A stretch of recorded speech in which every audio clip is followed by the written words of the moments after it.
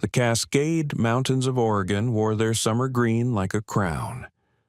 Dense forests of Douglas fir stretched endlessly, their canopy so thick that even at midday the forest floor existed in a cathedral-like twilight. The air was clean and cool, scented with pine sap and wild huckleberry, and the only sounds were the distant rush of the Mackenzie River and the occasional call of a Steller's jay. For 17-year-old Maya Chen, this was home. She moved through the forest with the easy confidence of someone who had spent more time in the wilderness than in any classroom. Her footsteps were nearly silent on the soft bed of pine needles, her breathing steady and controlled. She wore practical hiking clothes, cargo pants with multiple pockets, a moisture-wicking shirt, and well-worn boots that had carried her across hundreds of miles of mountain trails. Her long black hair was pulled back in a tight braid, and her dark eyes scanned the forest with constant awareness. Maya wasn't out here for recreation. This was work. She was a junior wilderness guide for the Cascade Mountain Search and Rescue Association, the youngest person ever certified by the organization. It wasn't nepotism, though her father, David Chen, was the lead ranger for this sector of the Willamette National Forest. It was skill, pure and simple. Maya could navigate by stars and moss. She could start a fire in a downpour. She could identify edible plants, track animals, and read weather patterns in the shape of clouds. She had pulled 3 lost hikers out of the backcountry last summer and had assisted in a technical rope rescue on Eagles Peak. She was 17, but the mountains had made her old beyond her years. At her side, matching her pace perfectly, was Atlas. Atlas was a German shepherd, 3 years old, with a coat of rich sable and black. He weighed 90 pounds, all muscle and disciplined energy. He wasn't a pet. He was Maya's partner. Atlas was certified in wilderness search and rescue, trained to track human scent across miles of difficult terrain, to alert on survivors, and to remain calm in the most chaotic situations. Maya had raised him from a puppy, trained him herself under the guidance of professional canine handlers. They had logged over 1,000 hours together in the field. They communicated with minimal words. A gesture, a glance, a subtle shift in body language was all Atlas needed. Right now, Atlas was relaxed, his tongue lolling in a happy pant, his ears swiveling to catch every sound.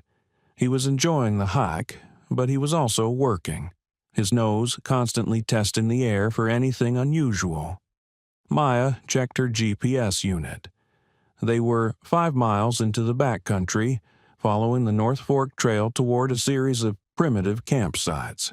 It was peak season, July, and the forest was full of hikers, campers, and backpackers seeking escape from the heat of the valley below. Maya's assignment was a routine patrol. Check the campsites, make sure no one was in, distress, educate campers about bear safety and fire regulations, and report any trail damage or hazards.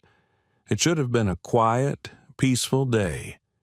She stopped at a small clearing where a stream tumbled down from the high country, its water crystal clear and icy cold. She knelt, cupping her hands to drink, and Atlas did the same, lapping at the water with his pink tongue. "Good boy," she murmured, scratching behind his ears. Atlas leaned into the touch, his tail wagging. Maya pulled out her radio and keyed the mic. "Base, this is Maya. I'm at checkpoint 3. All clear so far. Over." Her father's voice crackled back, warm and familiar. "Copy that, Maya. Weather's holding. You should have clear skies all day. Check in again at checkpoint 5. Over." "Will do. Over and out." She clipped the radio back onto her belt and stood, shouldering her pack. The forest stretched before her, endless and inviting. For a moment she allowed herself to simply breathe, to absorb the peace of this place. No homework, no college applications, no pressure, just her, Atlas, and the mountains. She smiled. "Come on, boy," she said. "Let's keep moving." Atlas barked once, a happy, ready sound, and they set off deeper into the wilderness. Neither of them knew that 6 miles to the north, in a hidden ravine far from any marked trail, a Navy SEAL was being tortured. Neither of them knew that by sunset, Maya would have to make a choice that would save 30 innocent lives, or condemn them all to death. The peace wouldn't last. It never did. Lieutenant Commander Jason Reeves was a ghost. At 34, he had spent the last 12 years of his life operating in the darkest corners of the world. Afghanistan, Yemen, Syria, Somalia, places where wars were fought without cameras, without headlines, without the American public ever knowing his name. He was a Navy SEAL, assigned to Naval Special Warfare Development Group, DEV-GRU, the unit commonly known as SEAL Team 6. He was one of the best operators in the U.S. military, a man who could infiltrate enemy compounds, eliminate high-value targets, and extract critical intelligence with surgical precision. But his current mission wasn't overseas. It was here, in Oregon, on American soil. For the past 6 months, Jason had been part of a joint FBI Naval Intelligence Task Force investigating a domestic terrorist organization called the Cascade Liberation Front. The CLF was a radical anti-government militia that had been linked to a series of bombings, assassinations, and weapons thefts across the Pacific Northwest. Intelligence suggested the group was planning something big, a mass casualty event designed to send a message and trigger a wider uprising. But the details were murky. The CLF was disciplined, compartmentalized, and paranoid. They vetted their members carefully and communicated through encrypted channels. Jason's mission was deep cover infiltration. He had spent 3 months posing as a disgraced former Marine, with anti-government sympathies, slowly earning the trust of mid-level CLF operatives. It had worked. 2 weeks ago, he'd been invited to a compound deep in the Cascade Wilderness, a hidden base where the CLF's leadership was finalizing their plan. Jason had gone in wearing a wire, carrying a hidden GPS tracker, and backed by a federal strike team positioned 20 miles away, ready to move on his signal. He had discovered the target, Camp Ridgeline, a popular summer retreat for families and children. Over 300 people were currently staying there. Kids, parents, counselors. The CLF planned to detonate truck bombs at the main lodge during dinner when everyone would be gathered together. The attack was scheduled for tomorrow night. Jason had transmitted the intel. He had called for the strike team. He had done everything right, but someone had betrayed him. The CLF had a mole inside the federal task force, someone who had warned them that Jason was a federal operative. They had moved fast. The strike team's communications had been jammed. Jason's extraction had been cut off, and then they had taken him. Now he was zip-tied to a tree in a hidden ravine, surrounded by 4 men in tactical gear. His face was battered, blood crusting on his split lip and swollen eye. His shirt had been torn away, and burns, fresh, agonizing burns, covered his chest and arms where they had pressed lit cigarettes and heated metal against his skin. They wanted names. They wanted to know how much the feds knew. They wanted to know if the strike on Camp Ridgeline had been compromised. Jason had given them nothing. "Last chance, Reeves," the leader said. His name was Kade Mercer, a former Army Ranger turned extremist. He was cold, methodical, and utterly without mercy. He held a jerry can of gasoline in one hand. "Tell us what we want to know, or we burn you alive and move up the timeline. Those kids at Camp Ridgeline die tomorrow instead of Saturday." Jason lifted his head, his gray eyes hard despite the pain. "Go to hell." Kade smiled, a cruel, humorless expression. "Wrong answer." He unscrewed the cap of the jerry can and began to pour gasoline over Jason's shoulders, his chest, his legs.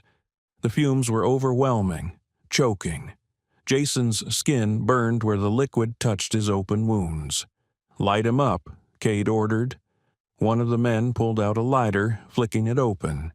The small flame danced in the shadows. Jason closed his eyes, his jaw set. He had faced death before. He wasn't afraid, but he was angry. Angry that he had failed. Angry that 300 innocent people would die because of it.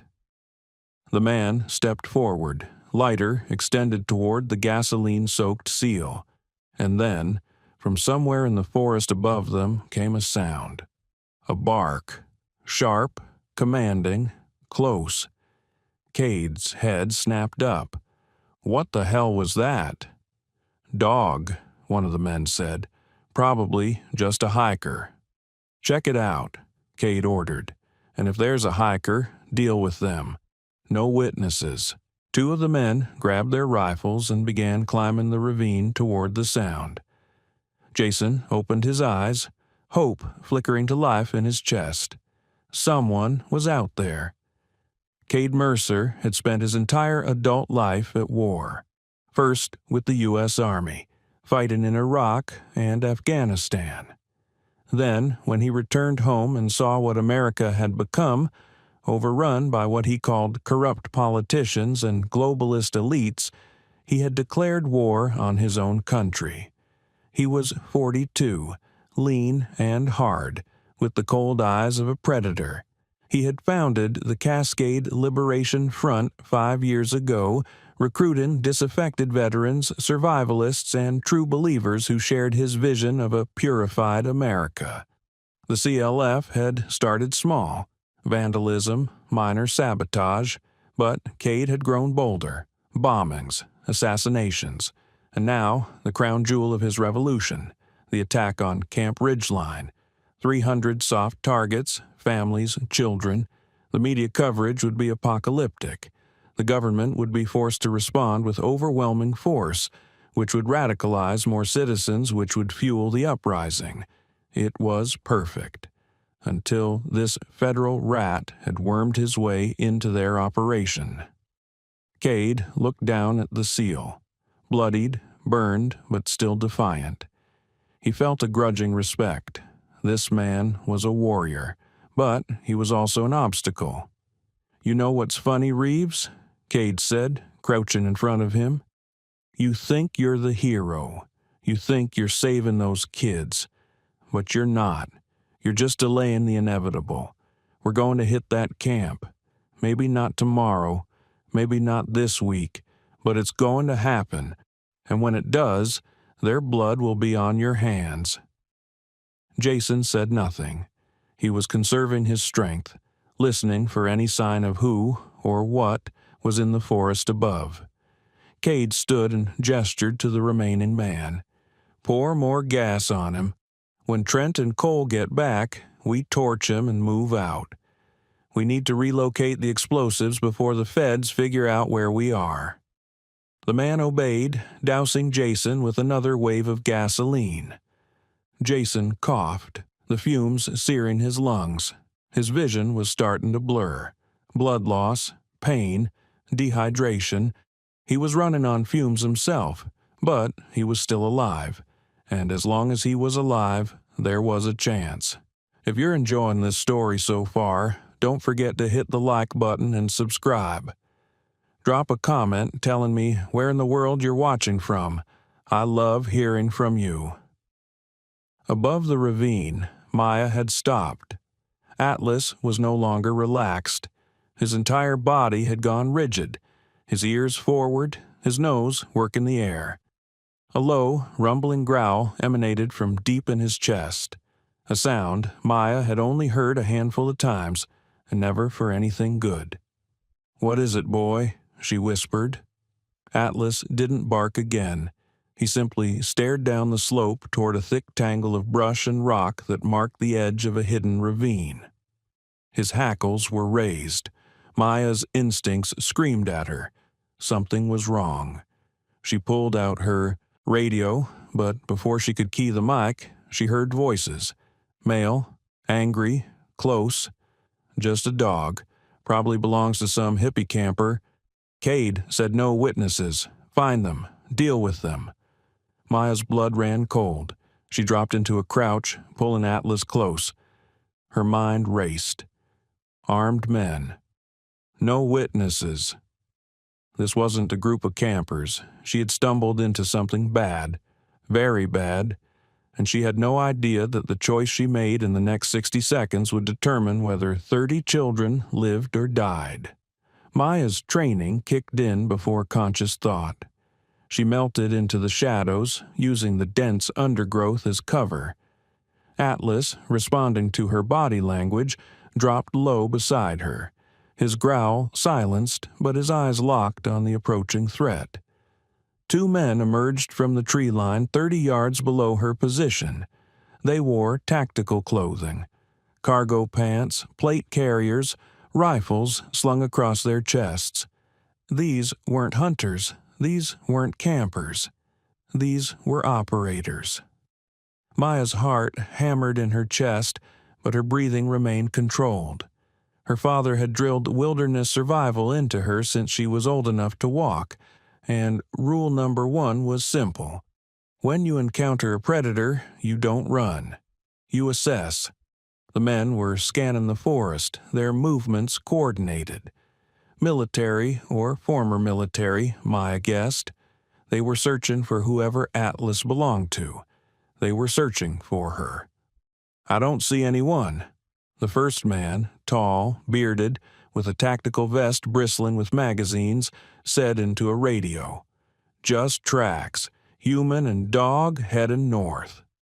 A voice crackled back.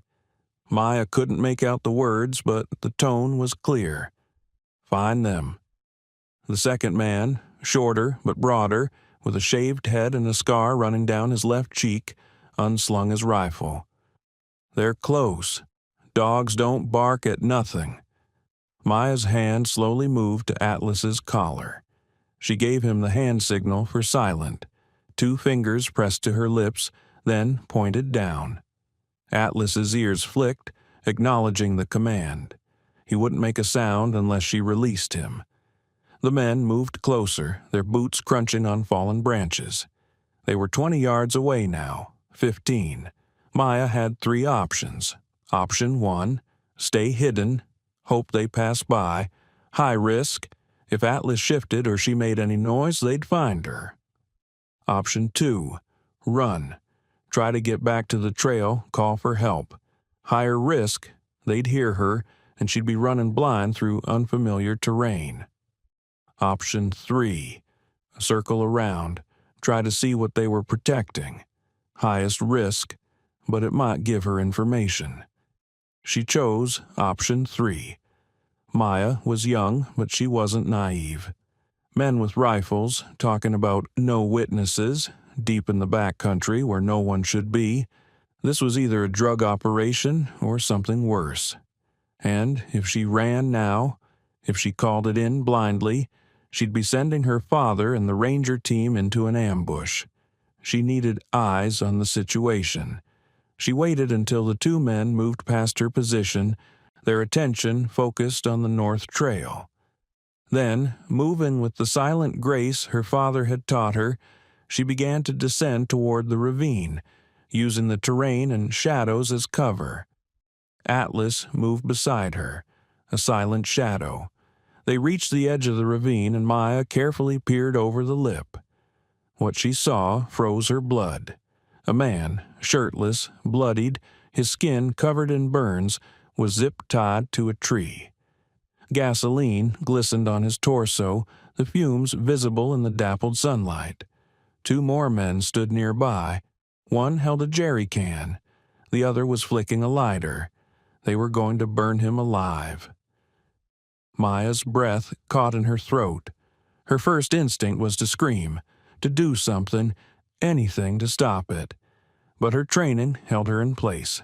Assess, plan, act, 4 men total. 2 searching for her, 2 about to commit murder, all armed. She had a radio, a knife, a first aid kit, and a 60-pound pack of survival gear. And she had Atlas. She pulled out her radio, turned the volume to its lowest setting, and keyed the mic. "Base, this is Maya," she whispered, barely audible. "Emergency. I have eyes on armed suspects approximately 6 miles north of Checkpoint 3. They have a hostage. He's injured. They're about to execute him. I need—" "Who the hell is that?" Maya's head snapped up. One of the men in the ravine. The leader, she guessed, based on his body language, had heard something. He was staring up toward her position. "Someone's up there," he said, his voice sharp. "Trent, Cole, we've got a problem." The 2 men who had passed her position earlier came crashing back through the brush, rifles up. Maya didn't hesitate. She grabbed Atlas's collar and ran. Maya ran like her life depended on it, because it did. Behind her she heard shouting, the crack of branches, the thunder of boots. They were coming. "Atlas, move!" she commanded. The German shepherd surged ahead, his powerful legs propelling him through the underbrush. Maya followed, her lungs burning, her pack bouncing against her back. She didn't follow the trail.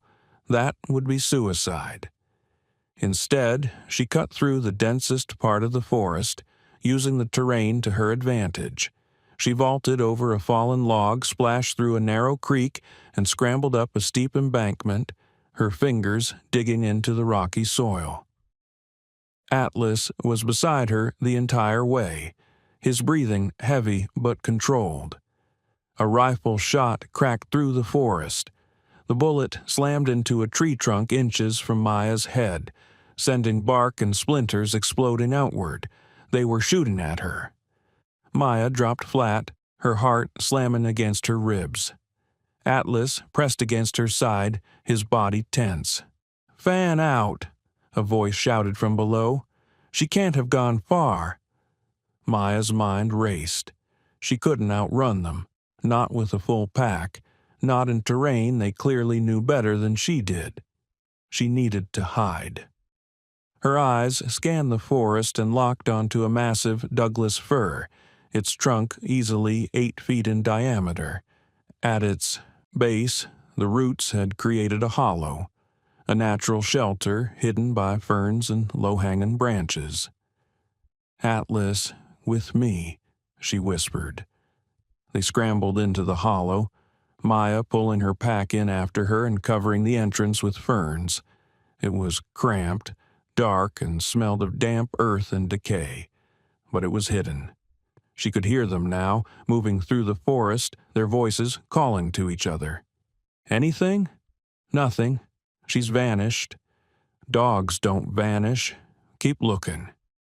Maya held her breath, her hand on Atlas's muzzle, keeping him silent. The German shepherd's body was coiled tight, every muscle ready to explode into action, but he trusted her. He stayed silent. Boots crunched past their hiding spot, 10 feet away, 5 feet, so close Maya could smell the sweat and gun oil, and then they were past, moving deeper into the forest. Maya waited. 1 minute, 2, 5. Finally, the voices faded. She let out a shaky breath, her entire body trembling with adrenaline. Atlas licked her hand, a gesture of comfort. "Good boy," she whispered. "Such a good boy." She pulled out her radio, praying it had survived the run. She keyed the mic. "Base, this is Maya. Do you copy? Over." Static. "Base, this is Maya. Emergency situation. I need immediate assistance. Over." More static, then finally her father's voice, crackling and distant. "Aya, breaking, repeat." The terrain was interfering with the signal. She was too deep in the mountains, too far from the relay tower. Maya's jaw tightened. She was on her own. She thought about the man in the ravine, the burns, the gasoline, the lighter. He was already dead. There was nothing she could do for him. She should run, get back to the ranger station, bring help. But something in her gut, the same instinct that had made her a good search and rescue operator, told her that running would doom more than just one man. "They're about to execute him," she had said into the radio. But why? What had he seen? What did he know? Maya made her decision. She was going back. By the time Maya circled back to the ravine, the sun had shifted. Shadows stretched long across the forest floor, and the air had taken on the golden quality of late afternoon. She moved with extreme caution, every step calculated, every breath controlled. Atlas stayed glued to her side, his senses on high alert. She reached the edge of the ravine and carefully peered over. The scene had changed. The man, the hostage, was still zip-tied to the tree, still covered in gasoline. But he was slumped forward now, unconscious or dead, she couldn't tell. The four men were gathered around a tactical map spread out on a flat rock. They were arguing, their voices low but heated. Maya pulled a small pair of binoculars from her pack and focused on the map. Her blood turned to ice. The map showed the surrounding area in detail: trails, campsites, roads, but it also showed something else. Camp Ridgeline, a family summer camp located about 12 miles to the east. And circled in red, with notes written in the margins, were the camp's main lodge, dining hall, and dormitories. Target locations. Maya's hands began to shake. She zoomed in on the notes. Times, occupancy numbers, security details. This wasn't a hostage situation. This was a planned attack. And the man tied to the tree, the man they were about to burn alive, he must have discovered their plan. "We move tonight," the leader, Kade, was saying. "The feds know something. If this SEAL got a message out before we grabbed him, they'll be coming. We hit Camp Ridgeline at 0200 hours during the night shift change. Minimal resistance." "What about the target?" one of the men asked, gesturing to the unconscious SEAL. "Leave him," Kade said. "We torch him now. Get moving. The fire will destroy any evidence." They were going to kill him and attack a camp full of children. Maya's mind raced. She couldn't stop four armed men. She couldn't save the SEAL on her own. But she also couldn't run. Not with this information. If she ran, if she tried to get help, they'd move up their timeline. They'd attack before anyone could respond. She had one option. She had to free the SEAL. Together, maybe they could stop this. It was insane. It was suicide. But Maya wasn't a little girl playing in the woods anymore. She was a search and rescue operator. She'd trained for crisis situations. She had trained to save lives. And right now, 30 lives, maybe more, depended on what she did next. She waited until the men packed up their map and began moving toward their vehicles. 2 trucks parked in a clearing 50 yards away. "Give me 10 minutes, Kade said. "I want to make sure this bastard burns slow." The other 3 men nodded and headed toward the trucks. Kade walked back to the SEAL, pulling out a lighter. Maya didn't have 10 minutes. She had seconds. She looked at Atlas, and her hand moved through a series of rapid signals. Enemy, attack, disarm, go. Atlas's eyes locked onto Kade. His body tensed. Maya took a breath, steadying herself. Then she gave the command. "Atlas, Strike! Atlas exploded from the shadows like a guided missile. 90 pounds of muscle, teeth, and raw protective fury launched through the air. Kade had less than a second to register the movement before the German shepherd slammed into him at full speed. The impact drove Kade backward, his lighter flying from his hand and skittering across the dirt. He hit the ground hard, the air driven from his lungs. Atlas's jaws clamped onto his right forearm, the gun arm, shaking his head violently with the trained precision of a police K-9. Kade screamed, a sound of rage and pain. Maya was already moving. She burst from her hiding spot and sprinted down the slope, her knife in one hand, her focus laser-sharp on the SEAL tied to the tree. "Atlas, hold!" she shouted. The German shepherd maintained his grip, his powerful jaws locked on Kade's arm, preventing him from reaching the sidearm, holstered at his hip. Maya reached the SEAL and dropped to her knees. Up close, he looked even worse. His face was a mask of bruises and dried blood, burns covered his torso, and the smell of gasoline was overwhelming. But his chest was moving. Shallow breaths. He was alive. "Hold on," Maya said, her voice steady despite the fear coursing through her. "I'm getting you out." She pulled her knife, a fixed-blade wilderness survival knife her father had given her, and began sawing through the zip ties binding the SEAL's wrists to the tree. The plastic was thick, industrial grade, but her blade was sharp. One tie parted, then the second. The SEAL's body slumped forward, and Maya caught him, her small frame straining under his weight. He was easily twice her size, 6 feet, maybe 190, but she was strong from years of hauling gear through the mountains. His eyes fluttered open, gray eyes filled with pain but also sharp awareness. "Run," he rasped, his voice barely a whisper. "They'll kill you." "Not today," Maya said firmly. She pulled off her pack and yanked out an emergency Mylar blanket, wrapping it around his gasoline-soaked torso to prevent hypothermia and contain the fumes. "Can you stand?" He tried. His legs buckled. Maya caught him again, slinging his arm over her shoulders. "Come on, sailor. Work with me." Behind them, Kade had managed to drive an elbow into Atlas's ribs. The dog yelped but didn't release.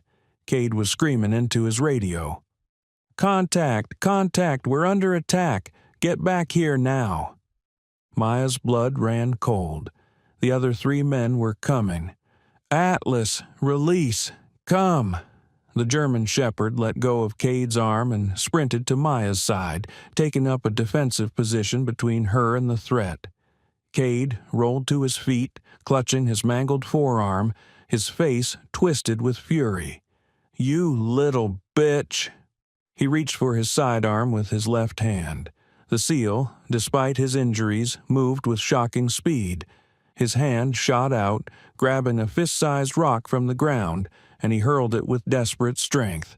It caught Kade square in the temple.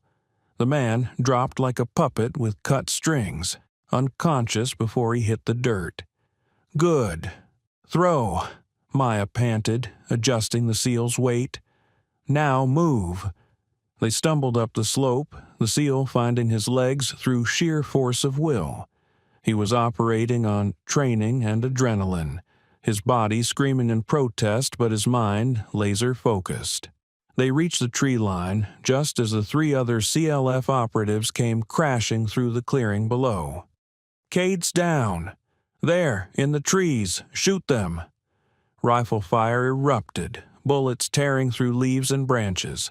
Maya yanked the SEAL behind a massive fallen log, Atlas diving in beside them. "Who are you?" the SEAL gasped, his gray eyes locking onto Maya's face. "Maya Chen, Wilderness Search and Rescue."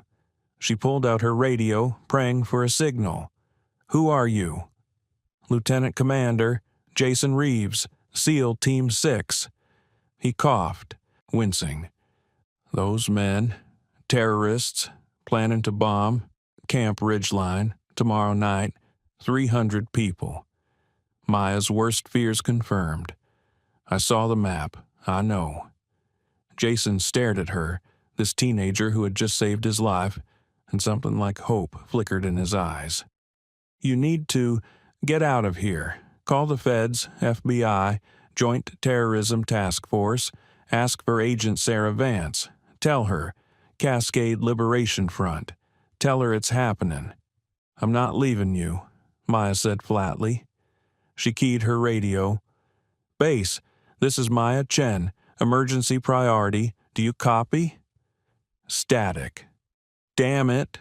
She adjusted the frequency, trying different channels. Still nothing. They were too deep in the mountains, the terrain blocking the signal. More gunfire. Closer now.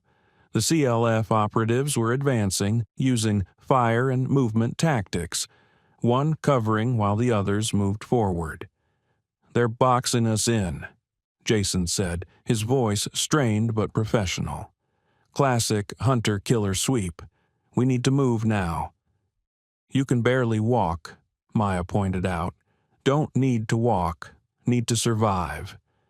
He grabbed her arm, his grip surprisingly strong. Listen to me, if they catch us, they'll kill us both. But if you run, if you get that message out— I said, I'm not leaving you, Maya interrupted, her voice hard.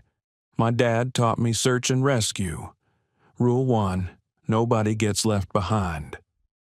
Jason studied her face. This fierce, stubborn teenager who had charged into hell to save a stranger, and made his decision.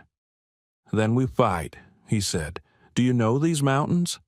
Better than anyone, Maya said. Good. Jason's mind was already working, years of tactical training overriding the pain. We need to get to high ground, defensive position. Buy time until your radio works or help arrives. Maya's mind flashed through the terrain. They were 6 miles from the nearest road, 8 miles from the ranger station. But there was another option. Eagle's Nest, she said. It's an old fire lookout tower, about 2 miles northeast. Built in the 1950s, abandoned for decades. Stone foundation, metal stairs, elevated platform, perfect defensive position. Jason nodded. Can we get there without them cutting us off? If we move fast. Maya looked at Atlas. And if we have the best tracker in the Cascades leading the way. Then let's move. Jason pushed himself to his feet, using the log for support. His body was a symphony of pain, but his eyes were clear. Your dog, Atlas, right? Can he attack on command? He's search and rescue, not military. But he's trained for confrontation with aggressive wildlife. He knows how to fight. Then he's our secret weapon. Jason pulled Kade's sidearm from where Maya had grabbed it. A Glock 19, fully loaded. He checked the magazine with practiced efficiency. You know how to shoot? Maya shook her head. My dad taught me rifles, not handguns. Good enough. Jason ejected the magazine, cleared the chamber, and handed her the weapon. Point and squeeze. 2. Hands. Aim for center mass. Don't hesitate. Maya took the gun, her hands steady. I won't. Another volley of gunfire tore through their position. They were out of time. Atlas with me, Maya commanded. She looked at Jason. Can you keep up? Despite everything, the burns, the beatings, the exhaustion, Jason Reeves smiled. It was a warrior's smile, cold and dangerous. Try to lose me, he said, and they ran. They moved through the forest like ghosts. Maya led, her knowledge of the terrain guiding them through game trails and hidden passages that didn't appear on any map. Jason followed, his SEAL training allowing him to match her pace despite his injuries. Atlas ranged ahead, his nose and ears providing early warning of any threats. Behind them, the CLF operatives crashed through the undergrowth like rhinos, their coordination breaking down as frustration mounted. Where the hell did they go? She knows the terrain. We're chasing a ghost. Spread out. Cut them off at the ridge. But Maya wasn't heading for the ridge. She was circling north, using a narrow creek bed as cover, the sound of running water masking their footsteps. They moved for 20 minutes, putting distance between themselves and their pursuers.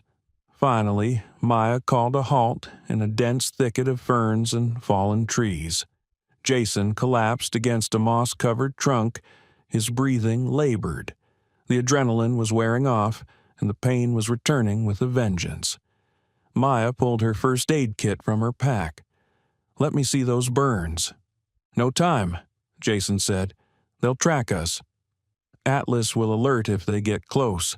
Let me work." Jason didn't argue. Maya carefully peeled back the mylar blanket. The burns were bad, second degree in places, the skin blistered and weeping.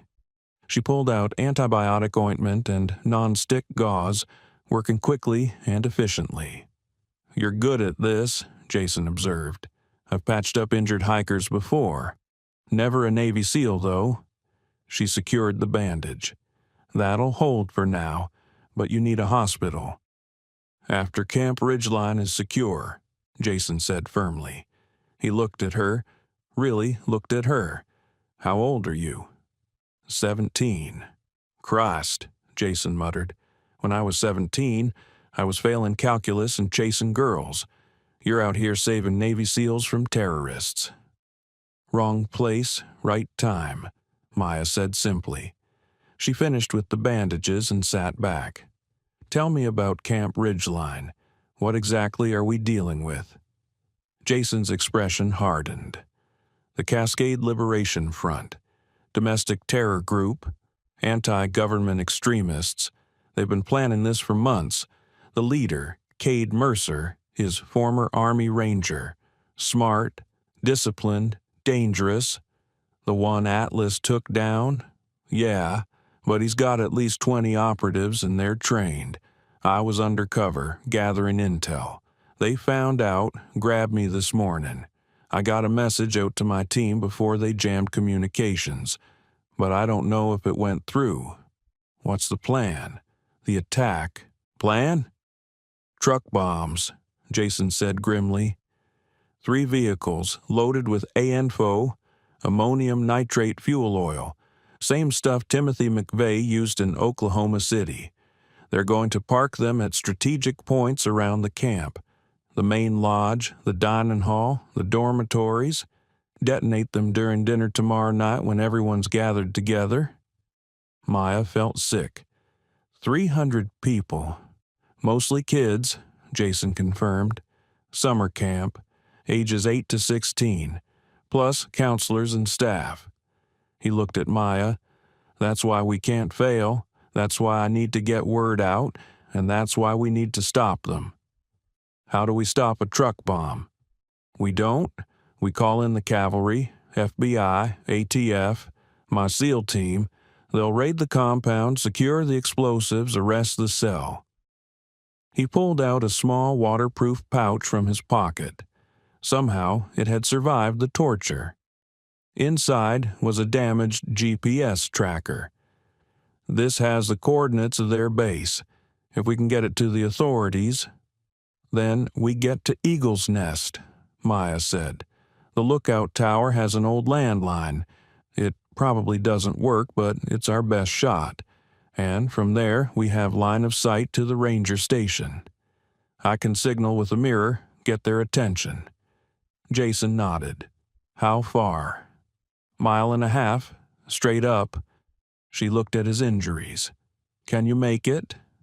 Jason pushed himself to his feet, his face pale but determined. "I've run 20 miles on a broken ankle in Afghanistan. I can make it." Atlas suddenly lifted his head, his ears swiveling. A low growl rumbled in his chest. "They're close," Maya whispered. Jason pulled the Glock, chambering around. "Then we move. Fast." The climb to Eagle's Nest was brutal. The terrain was steep, the trail, such as it was, overgrown and treacherous. Maya led the way, using her hands as much as her feet, pulling herself up using roots and rocks. Jason followed, his body screaming in protest with every movement. The burns on his chest pulled and tore with each reach. His vision swam, but he kept moving, driven by the knowledge that 300 innocent lives depended on them reaching that tower. Atlas moved between them, sometimes leading, sometimes staying back with Jason, as if the dog understood that the injured man needed encouragement. Behind them, the sounds of pursuit were getting closer. The CLF operatives had found their trail. "They're gaining," Jason said between labored breaths. "Almost there," Maya replied. Through the trees ahead, she could see it. The old fire lookout tower, its metal framework rising 40 feet above the forest floor, the wooden observation platform still intact despite decades of neglect.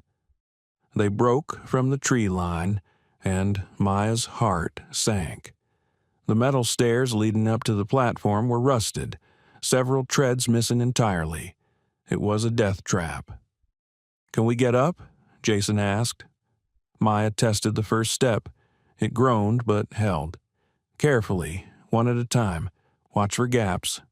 She started up, Atlas following with the sure-footedness of a mountain goat.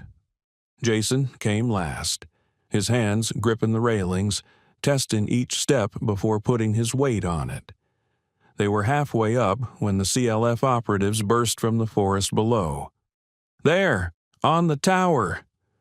Rifle fire erupted. Bullets pinged off the metal framework, sparks flying.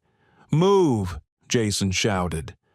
Maya scrambled up the last few steps and hauled herself onto the platform. Atlas leapt up beside her. Jason was right behind them, adrenaline overriding the pain. A bullet caught the step beneath his foot, and it gave way with a screech of tortured metal. Jason's foot plunged through, but he caught himself on the railing, pulling himself up through sheer strength of will. They collapsed onto the platform, breathing hard. Below, the 3 CLF operatives had taken cover behind trees, their rifles trained on the tower. "You're trapped," one of them shouted. "There's nowhere to go. Give up, and we'll make it quick." Jason crawled to the edge of the platform and looked down. 40 feet, straight drop, no escape. They were trapped, but they were also in the perfect defensive position. He looked at Maya. "You said there's a landline?" Maya crawled to the old lookout station, a small enclosed structure at the center of the platform. The door hung crooked on rusty hinges. Inside, covered in decades of dust and bird droppings, was an ancient rotary phone, its cord trailing to a junction box. She picked up the receiver. Silence. She jiggled the hook. Nothing. "Dead," she said, her heart sinking. Jason's jaw tightened. "Then we signal. You said you can signal the ranger station. If they're watching, if they have binoculars." Maya pulled out her signal mirror from her survival kit. She found the angle, catching the late afternoon sun, and began flashing SOS toward the distant valley where the ranger station sat. 3 short flashes, 3 long, 3 short, over and over. Below, the CLF operatives were arguing. "We can burn them out." "With what?" "The gasoline's back at the ravine." "Then we wait. They can't stay up there forever." But Jason knew they didn't need forever. They just needed long enough for Maya's signal to reach someone who could help. He checked the Glock. 15 rounds, 3 targets. He could make it work. "Maya," he said quietly, "keep signaling. I'll keep them off us." "You're in no condition to fight," Maya protested. Jason smiled, that cold warrior smile again. "I'm a Navy SEAL. Fighting when I'm not in condition is what we do." He moved to the edge of the platform, took aim, and fired 3 controlled shots. The CLF operatives scrambled for better cover. "They're armed," one shouted. "Just one pistol," another said. "They can't hold out for long." But they didn't need long. In the valley below, 8 miles away, a young ranger named Tom Briggs was scanning the mountains with binoculars, part of his routine sweep. He saw the flashes. 3 short, 3 long, 3 short. SOS. He grabbed his radio. "Base, this is Briggs. I've got an SOS signal from the Eagle's Nest sector. Do we have anyone out there?" In the ranger station, David Chen, Maya's father, went pale. "That's Maya's patrol sector," he said. "Get search and rescue mobilized, now, and call the sheriff. Something's wrong." The standoff lasted 43 minutes. It felt like a lifetime. Jason conserved his ammunition, firing only when the CLF operatives tried to advance. Maya kept signaling, her arm burning from the repetitive motion, praying that someone, anyone, had seen it. Atlas lay between them, panting, his eyes watchful. Below, the terrorists were growing frustrated. "Kade's not responding on comms," one said. "That dog might have killed him." "Then we're in charge," another replied. "And I say we rush them. 3 on 1. He can't hit all of us. He's a SEAL. He'll hit exactly who he wants to." Their argument was interrupted by a new sound, the distant thump-thump of helicopter rotors. Jason's head snapped up. "You hear that?" Maya stopped signaling, listening. Yes, definitely a helicopter, getting closer. "They're coming," she said, relief flooding through her. The CLF operatives heard it too. Their body language shifted from aggressive to panicked. "It's the feds." "How? There's no way." "The girl, she must have gotten a message out." "Then we abort. Fall back to the compound. We move up the timeline on Camp Ridgeline." They melted into the forest, disappearing like ghosts. "They're running," Maya said. "But not giving up," Jason said grimly. "They're going to hit the camp tonight instead of tomorrow. We're out of time." The helicopter, a sheriff's department search and rescue bird, came into view over the ridge. It circled the tower, and Maya waved frantically. The pilot's voice crackled over a loudspeaker. "Are you Maya Chen?" "Yes," she shouted back. "I have an injured man, Navy SEAL, and we have critical intelligence about a terrorist attack." The helicopter couldn't land. The terrain was too rough, but it could hover. A rescue basket was lowered on a cable. "Get in," Jason said, pushing Maya toward it. "You first. You're injured." "I'm also heavier and will take longer to winch up. You go. Tell them everything. I'll be right behind you." Maya wanted to argue, but she knew he was right. She climbed into the basket with Atlas, and they were lifted into the air. As she rose above the trees, she looked down and saw Jason, bloodied, burned, but standing tall, watching her ascend. And in the distance, she saw 3 figures running through the forest, heading north, heading toward Camp Ridgeline. If this story has you on the edge of your seat, make sure to subscribe and turn on notifications so you never miss stories like this. Your support means everything and helps me bring you more incredible true stories of courage and loyalty. The ranger station had been transformed into a command center. Sheriff's deputies, FBI agents, and a crisis response team from Portland had descended on the Ha-Sab, small building within hours of Maya's rescue.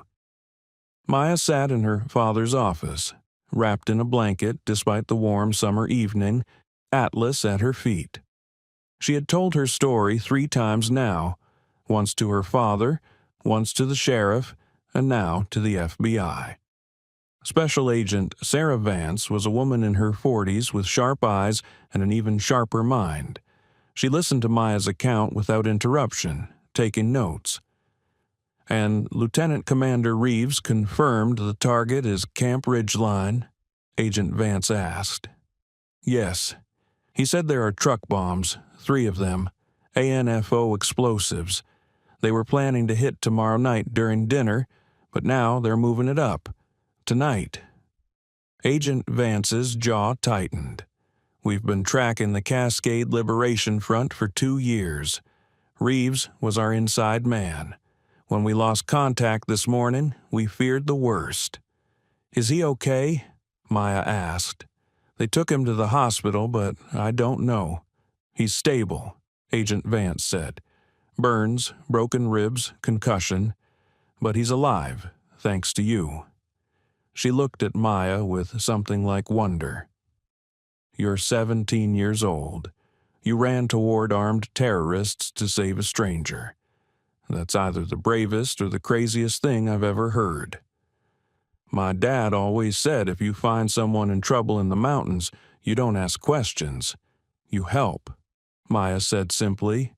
David Chen, standing in the corner, felt his eyes sting with pride. Agent Vance stood. "We're mobilizing a tactical response. HRT, Hostage Rescue Team, is en route from Seattle. We also have state police and SWAT. We'll hit the CLF compound at dawn, secure the explosives, and neutralize the threat." "Dawn?" Maya said, alarm in her voice. "They're moving tonight. What if you're too late?" "Camp Ridgeline is evacuating as we speak," Agent Vance assured her. "We've told them it's a credible bomb threat. 300 people are being bussed out right now. By midnight, the camp will be empty." Maya felt some of the tension leave her shoulders. "So, they're safe. They're safe because of you," Agent Vance said. She pulled out a tactical map and spread it on the desk. "Now, I need your help with something else. The CLF compound. Reeves gave us coordinates, but we need local knowledge, terrain, access routes, hazards."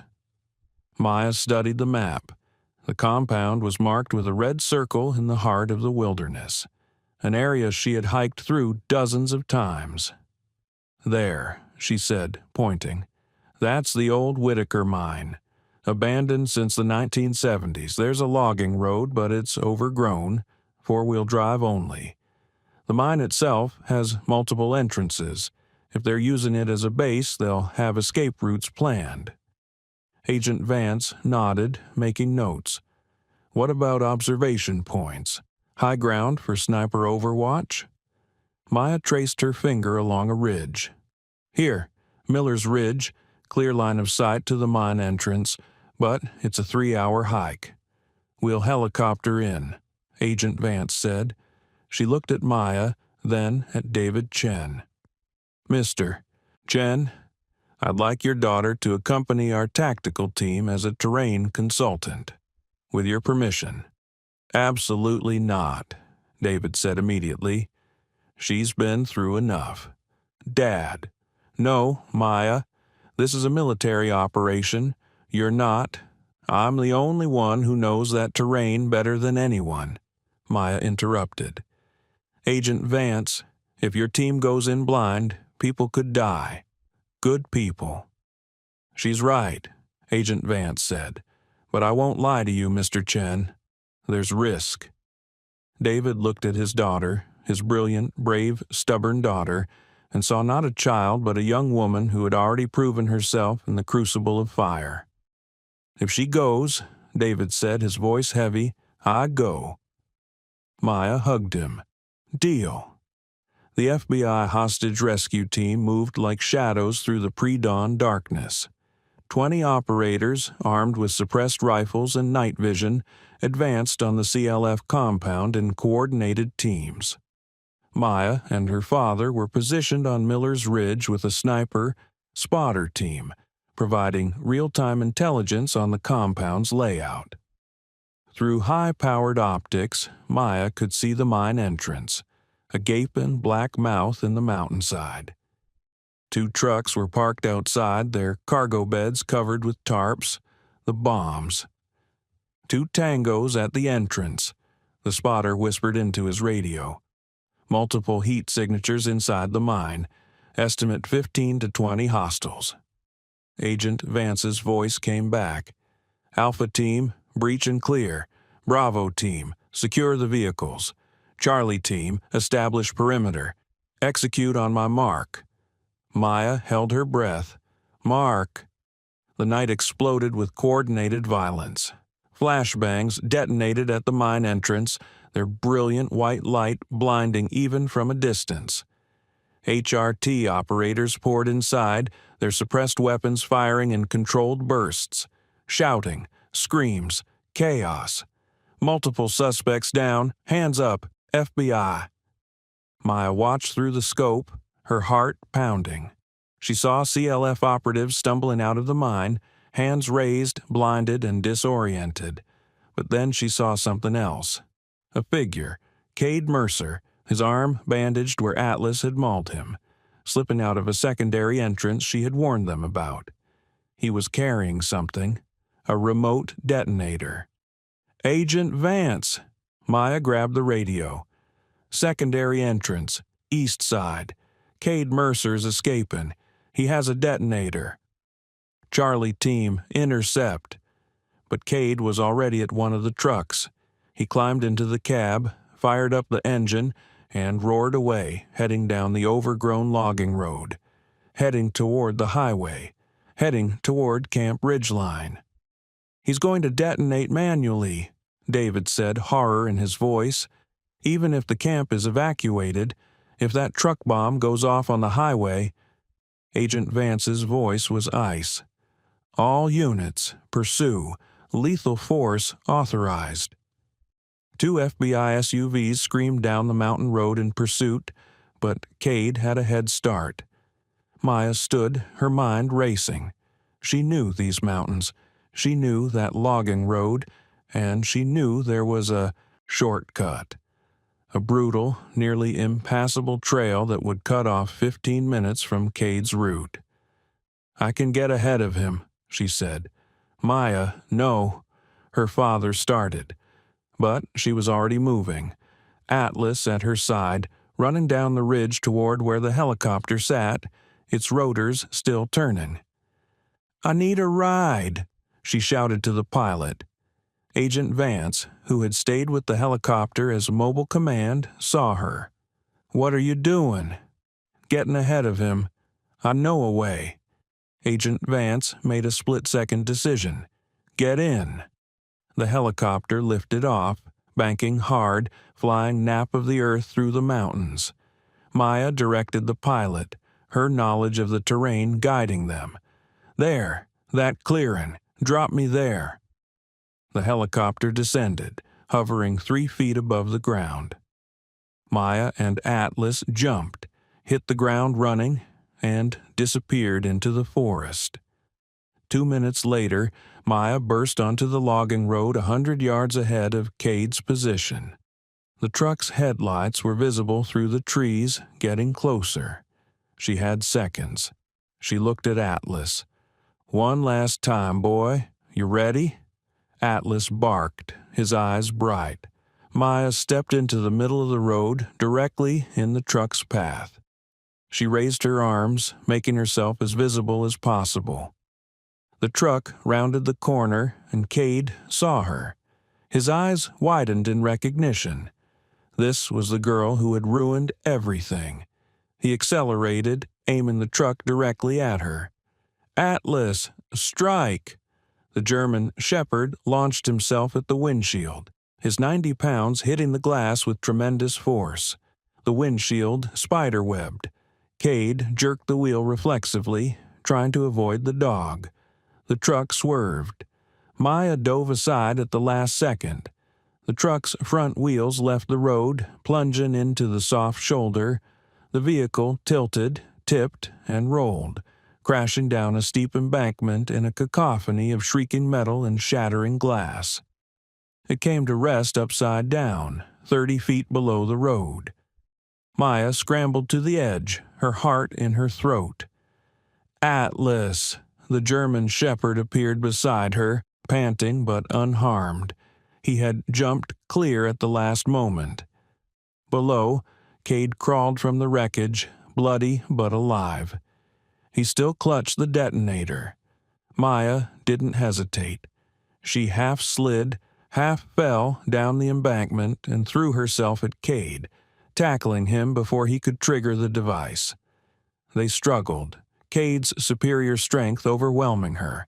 His hand closed around her throat. "You stupid girl," he snarled. "You've doomed us all." Atlas's jaws clamped onto Cade's wrist, the same wrist he'd mauled before. The terrorist screamed, his grip releasing. Maya tore the detonator from his hand and threw it as far as she could into the forest. Seconds later, FBI SUVs roared up. Agents swarmed down the embankment, securing Kade in restraints. Agent Vance helped Maya to her feet. "You okay?" Maya nodded, trembling. The bomb disposal team is on it. You stopped him, Maya. You saved those lives." 6 months later, a federal courthouse in Portland was packed with media, victims' families, and law enforcement officers. Kade Mercer stood before the judge, shackled and defiant. His trial had lasted 3 weeks. The evidence was overwhelming. Terrorism, conspiracy to commit mass murder, attempted murder of a federal officer, kidnapping. The charges went on. Life in federal prison without possibility of parole, the judge pronounced, to be served in ADX Florence Supermax facility. Kade showed no emotion as he was led away. 19 other CLF members received sentences ranging from 15 years to life. The Cascade Liberation Front was finished. In the gallery, Maya sat between her father and Jason Reeves. The SEAL had recovered fully, though scars from the burns would mark him forever. He wore his dress uniform, the SEAL trident gleaming on his chest. "How do you feel?" he asked Maya. "Like I can breathe again," she said. Outside the courthouse, a crowd of reporters waited. Maya tried to avoid them, but Agent Vance caught her arm. "They want to talk to you," she said. "The girl who saved 30 lives." "The camp was evacuated," Maya said. "I didn't save anyone." "The evacuation happened because you warned us," Agent Vance corrected. "And if Kade had reached the highway with that truck bomb and detonated it during rush hour, dozens would have died. You stopped him." Maya looked at Atlas, who sat patiently at her side. "We stopped him." She agreed to a brief statement. She stood at a podium, dozens of cameras pointed at her, and spoke simply. "I didn't do anything special. I just did what anyone should do when they find someone in trouble. I helped, and if there's anything people should take from this, it's that. Don't look away. Don't assume someone else will handle it. If you see something wrong, if you see someone who needs help, do something, because you might be the only one who can." 3 months later, Maya stood on a stage at the Navy SEAL Foundation Gala in San Diego. She wore a simple black dress, uncomfortable in formal clothes, wishing she was back in her hiking boots. Jason Reeves, fully healed and back to active duty, stood beside her. "On behalf of the Naval Special Warfare community," Admiral said, "we present this citation to Miss Maya Chen and her K9 partner Atlas for extraordinary heroism and service to our nation." Maya accepted the plaque, her hands shaking slightly. But the real honor came next. "Additionally," the Admiral continued, "we are pleased to announce that Atlas has been awarded the Dickin Medal, the highest honor for military and civilian service animals, for his actions in defense of Lieutenant Commander Reeves and in the apprehension of a terrorist threat." A specialist stepped forward and placed a bronze medal around Atlas's neck. The German shepherd sat perfectly still, his tail wagging. The room erupted in applause. After the ceremony, Jason found Maya on a balcony overlooking the San Diego harbor. "You okay?" he asked. "Weird," Maya said. 6 months ago, I was just a wilderness guide. Now, I'm this." "You were always this," Jason said. "You just didn't know it yet." He looked at Atlas, who was lying contentedly at Maya's feet, his metal gleaming. "You ever thought about joining the military? You'd make one hell of an operator." Maya smiled. "Maybe, after college. My dad wants me to get a degree first." "Smart man." Jason extended his hand. "If you ever change your mind, you've got my number." Maya shook it. "Thanks, Jason, for everything." "No," Jason said, his voice serious. "Thank you. You saved my life. You saved 30 kids. You're a hero, Maya. Don't ever forget that." 1 year later, Maya Chen stood at the entrance to Camp Ridgeline. It was opening day of the summer season. Children poured off buses, laughing and shouting, excited for adventure. Parents hugged their kids goodbye, taking pictures, making promises to write. None of them knew how close they had come to tragedy. Maya was there as a guest of honor. The camp had invited her to speak at their opening ceremony. She stood at a podium looking out at 300 faces: kids, parents, counselors. Atlas sat beside her, older now, a bit of gray in his muzzle, but still alert, still protective. "A year ago," Maya began, "I was hiking through the mountains doing my job as a search and rescue volunteer. I found someone in trouble. I had a choice. I could have called it in and waited for help. I could have run to save myself, but I didn't. I chose to act." She paused, looking at the children. "That choice led to me facing terrorists. It led to me being shot at, chased, and scared out of my mind. But it also led to me saving a good man's life, and it led to all of you being safe today." She knelt, placing her hand on Atlas's head. "Heroes aren't born. They're made. They're made in moments when you have to choose between what's easy and what's right, between what's safe and what's necessary. Every single one of you has that choice ahead of you someday. Maybe not with terrorists, maybe not in the mountains, but you'll face a moment when someone needs help, and you'll have to decide, do I act or do I look away?" She stood. "I'm asking you to be brave, to be kind, to be the person who runs toward trouble instead of away from it, because the world needs heroes. And heroes aren't always adults. Sometimes they're 17-year-old kids with a loyal dog and a choice to make." She smiled. "Choose to help. Choose to act. Choose to be the hero someone needs. Because I promise you, you'll be amazed at what you're capable of." The crowd rose in a standing ovation. Epilogue. 5 years later, Maya Chen graduated from the University of Oregon with a degree in emergency management. She was immediately recruited by the FBI's Crisis Response Unit. Atlas, now retired, lived with her in a small house near the mountains. He spent his days sleeping in the sun, chasing squirrels, and being spoiled with treats. But every morning, Maya would strap on her boots, and Atlas would stand by the door, his tail wagging, ready.